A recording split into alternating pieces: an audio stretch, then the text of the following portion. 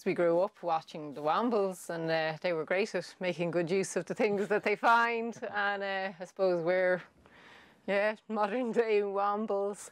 Hairy as well. Yeah, you're Tobermory and I'm Madame Cholet. In the last 10, 15 years with the Celtic Tiger, there's been a lot of stuff about keeping up with the Joneses and, you know, kind of proving that you're not so poor that, you know, you have to keep your old kitchen or your, you know, old bathroom or whatever, and kind of changing them over every few years. And so we got very, very wasteful. You know, a lot of stuff got thrown out that was perfectly good. And I was right there. Right there. I would say more than around 80% of the materials in the house have been free, and a lot of that is, yeah, due to the Scotsman's nature for peeking over fences and just going, "Excuse me there, mate, what are you doing with that there bathtub? I'm needing a bathtub." Take it away with you, it's just in the way. Well, any time I'd see a skip, I'd always have a bit of a nosy on me because it's amazing what gets thrown out. So we actually came across most of our kitchen sinks, the bathtubs, the guttering, and a couple of radiators. All the insulation for the roof in the house. There was a 1960s school that was getting demolished. There was a new school being built. They would have had to separate all the block from the wood and whatever.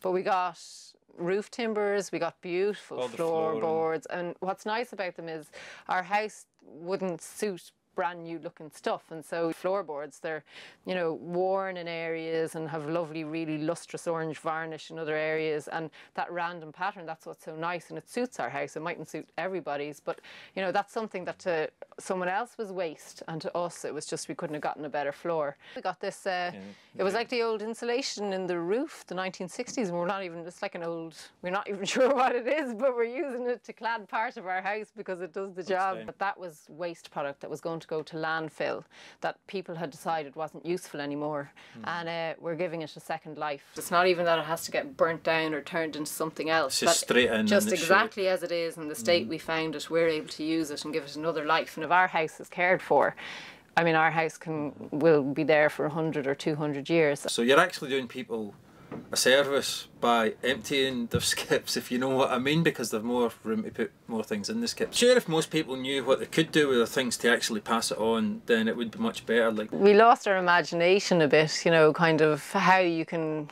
get something and adapt it for another use that it's perfectly good to be used as, and we're kind of getting back to that a bit, I suppose, as the Wambles did.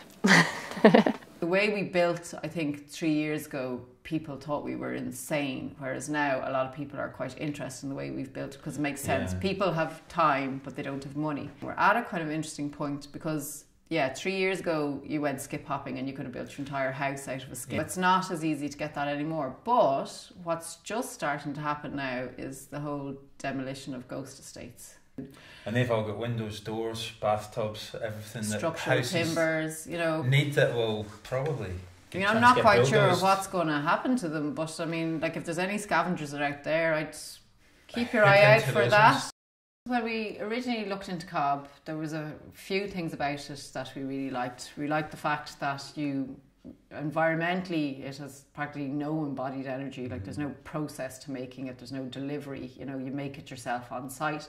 Kind of globalization of everything in the world, it's just, I mean, if you think about it with your food, it's ridiculous that we grow apples in Ireland and yet we're eating apples from New Zealand, and I kind of feel if you live in an environment that provides you with wood and earth and stone, it kind of makes sense that that is what you should be building your homes, your shelters out of.